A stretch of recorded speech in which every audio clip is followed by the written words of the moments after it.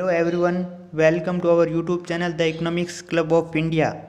आज अपन पढ़ने जा रहे हैं वेरी वेरी इंपॉर्टेंट टॉपिक। जिन स्टूडेंट के पास इकोनॉमिक्स हैं उनके लिए ये बहुत ही इम्पोर्टेंट टॉपिक है।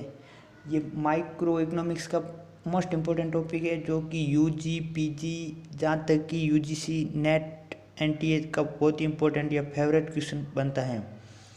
अब अपन पढ़ेंगे लॉ ऑफ वेरिएबल प्रोपोर्शन, परिवर्तनशील अनुपात का नियम, जो कि अल्पकाल में लागू होता है। अपन ने लास्ट वीडियो में पढ़ा था कि short run production function, long run production function, जो कि आप पहले वाला वीडियो देख लें। और ये पढ़ने से पहले अपन को total product and marginal product,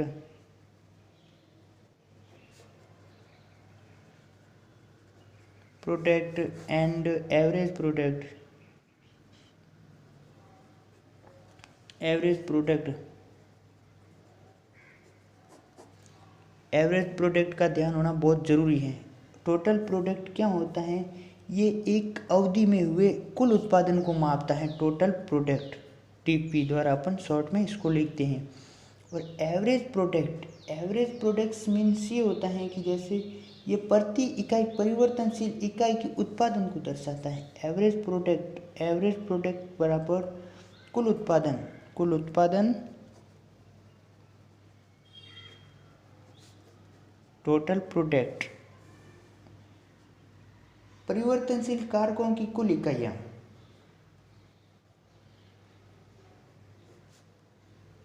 परिवर्तनशील कारकों की कुल इकाइयाँ,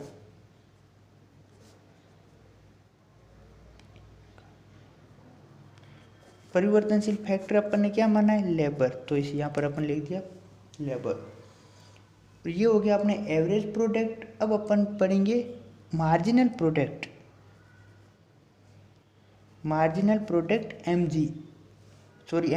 एमपी कैसे निकालती है? ये मतलब ये परिवर्तनशील कारक में होने वाले परिवर्तनों के कारण उत्पादन में परिवर्तन को दर्शाता है।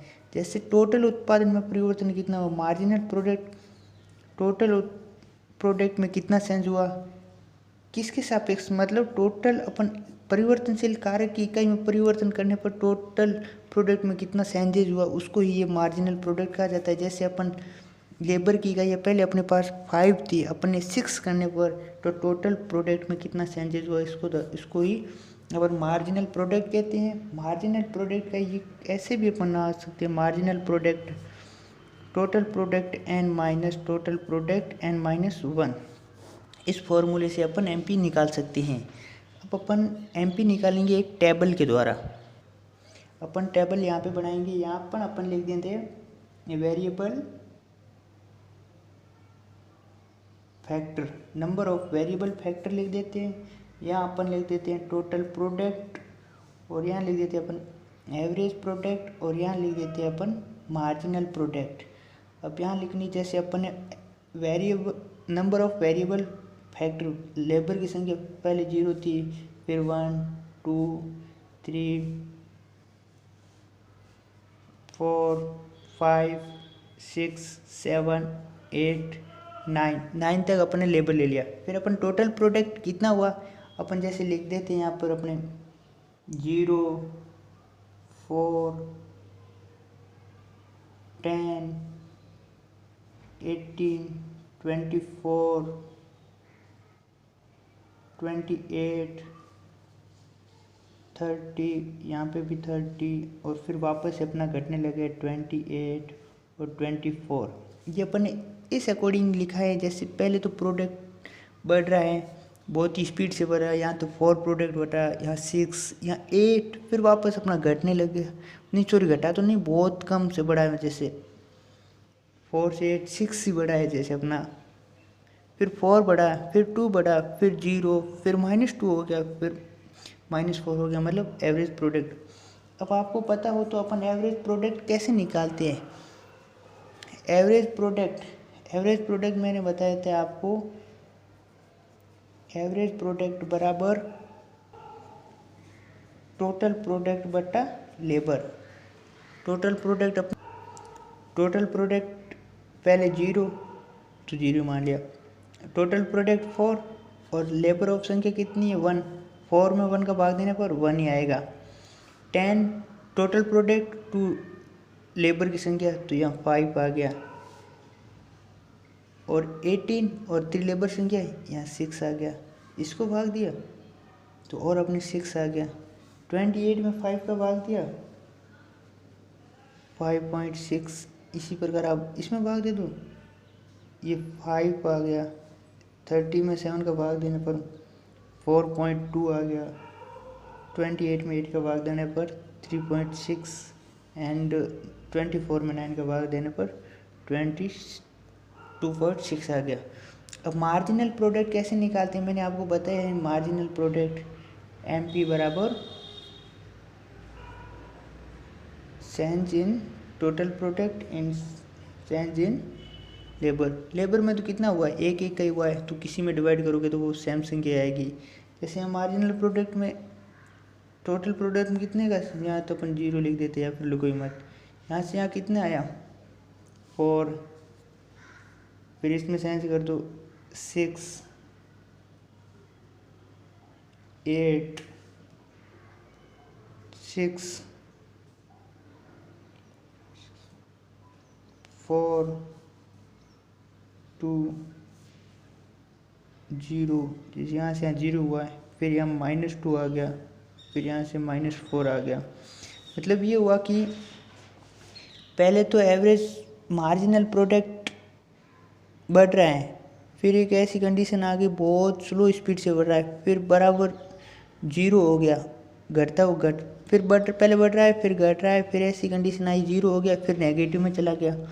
और एवरेज प्रोडक्ट पहले धीरे धीरे बढ़ा, फिर एक ऐसी कंडीशन आई जहाँ से वो ये घटना शुरू हो गया। अब इसको अपन डायग्रामेटिकली कैसे समझेंगे, जो आप देखता हूँ। ये अपन ने ले लिया, यहाँ अपन ले लेंगे टोटल प्रोडक्ट, यहाँ अपन लेबर ले लेंगे। ये कैसे और बनाते हैं,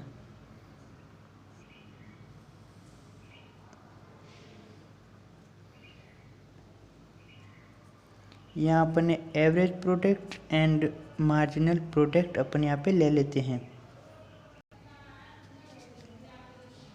और यहाँ पे भी अपन ले लेते लेबर LAB। टोटल प्रोडक्ट पहले धीरे धीरे बढ़ रहा है, फिर एक ऐसी कंडीशन आती है जहाँ घटता हुआ माइनस चला जाता है। जैसे ये देखो ना, पहले टोटल प्रोडक्ट 4 बढ़ा, फिर 6 बढ़ा, फिर 8 बढ़ा, फिर 6, फिर 4, फिर 2, फिर 0। तो ऐसे ये टोटल प्रोडक्ट पहले तो बहुत स्पीड से बढ़ रहा है, फिर एक कंडीशन पे मैक्सिमम बढ़ता है, उसके बाद घटना हुआ शुरू हो जाता है।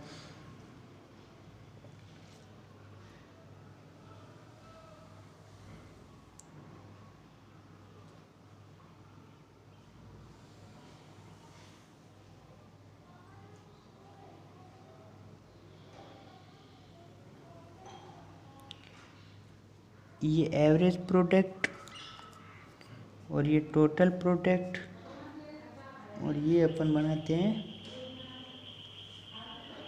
Marginal product.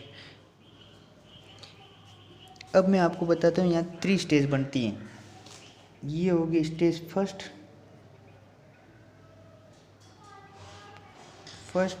ये सेकंड, और ये हो गई थर्ड। स्टेज फर्स्ट में ये होता है कि टोटल प्रोडक्ट तो बढ़ता है, बहुत स्पीड से बढ़ता है। फिर टोटल प्रोडक्ट बढ़ता है, स्लो स्पीड से बढ़ता है। जैसे पहले अपन बाइक से 100 किलोमीटर प्रति घंटा की स्पीड से जा रहे थे, फिर अपन स्लो हो गए 50 किलोमीटर प्रति घंटा स्पीड से जा रहे थे। इसका मतलब अपन चल तो रहे थे बट स्लो गति से चल रहे थे। फिर एक ऐसी गति आ गई, कंडीशन आ गई जहाँ अपन रिवर्स गियर लगा दिया, अपन बैक आना शुरू हो गए। मतलब ये होता है कि शुरुआत में तो इसने किसी उद्यमी ने लेबर की संख्या बढ़ाई तो प्रोडक्ट बहुत बढ़ रहा है। फिर और लेबर, इस सेकंड कंडीशन में ये होता है कि यहाँ से ये लेबर और बढ़ाता है तो प्रोडक्ट बढ़ता है बट स्लो स्पीड से बढ़ता है। और लेबर लगाएगा तो इसका टोटल प्रोडक्ट घटने लग जाएगा, तो वो लेबर नहीं लगाएगा, वापस सेकंड स्टेज पे आ जाएगा और फर्स्ट स्टेज पे तो नहीं जाएगा, क्योंकि सेकंड स्टेज में इक्विलिब्रियम कंडीशन बनने की संभावना ज़्यादा रहती है। ये मार्जिनल प्रोडक्ट होता है, जैसे पहले तो बहुत ही स्पीड से बढ़ता है और ये कहाँ तक बढ़ता है, ये जहाँ पर एपी और एमपी ये दोनों इक्वल हो जाता है और एपी जहाँ पे मैक्सिमम होता है वहाँ से एमपी घटता हुआ शुरू हो जाता है। और एक कंडीशन ऐसी आती है जहाँ पे इस कंडीशन के अनुसार मतलब सेकंड स्टेज से निकलते ही एमपी थर्ड स्टेज में ऋणात्मक होता है, नेगेटिव होने लग जाता है। इसलिए कोई भी उद्यमी थर्ड स्टेज में प्रोडक्शन नहीं करेगा और सेकंड में भी नहीं करेगा, थर्ड में नहीं करेगा, सेकंड में ज़्यादा से ज़्यादा करेगा। तो यही रिलेशन है।